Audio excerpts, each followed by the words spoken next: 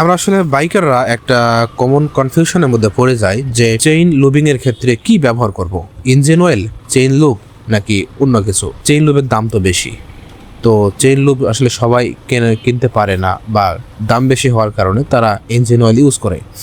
কোনো সমস্যা নেই, আপনি ইঞ্জিন অয়েল ইউজ করতে পারবেন, এমনকি যে পোড়া ইঞ্জিন অয়েল কালো সেটাও ইউজ করতে পারবেন, আপনি চেইন লুবও ইউজ করতে পারেন, কোনো সমস্যা নেই। এমনকি আপনি নারিকেল তেলও দিতে পারেন। আমার একবার এরকম চেন শুকনো হয়ে গেছিলো, গ্রামের বাড়ি গিয়েছিলাম, সেখানে ইঞ্জিন অয়েল পাচ্ছিলাম না, আমি নারিকেল তেল দিয়েছিলাম, কোনো সমস্যা হয়নি।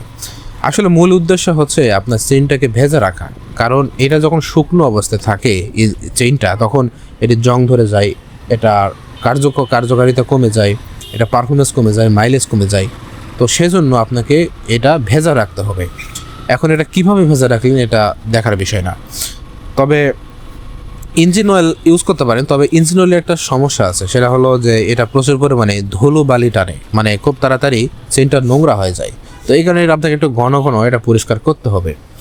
আবার চেইন লুপ যেটা আছে, সেটা যেহেতু চেইনকে টার্গেট করে এটা বানানো হয়েছে, চেইন ফ্রেন্ডলি, সো এটাতে আবার এই সমস্যাটা হয় না। এটা আবার ইঞ্জিন ময়লা কম হয় এবং চেইনটাকে ভালো রাখে, এবং জং যাতে না ধরে, জং প্রতিরোধ কিছু কেমিক্যাল থাকে এর মধ্যে, এবং এটা মাস্টার ক্লাস পারফরমেন্স দিবে, এটা কোনো সন্দেহ নেই। কিন্তু টাকা বেশি লাগে, কিন্তু আপনি এত টাকা খরচ করে চেইন লুপ কেনা তো দরকার নেই।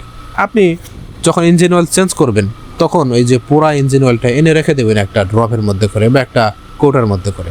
আপনি এটা সপ্তাহে 1 দিন বা 10 দিন পর পর আপনি এটা স্প্রে করলেন, আপনার অতিরিক্ত টাকা খরচ হলো না, সময় বাঁচলো, টাকা বাঁচলো। চেইন লুবিংটাই হচ্ছে মেইন ফ্যাক্টর। কি দিয়ে চেইন লুপ করতেছেন এটা আসলে খুব একটা ম্যাটার করে না।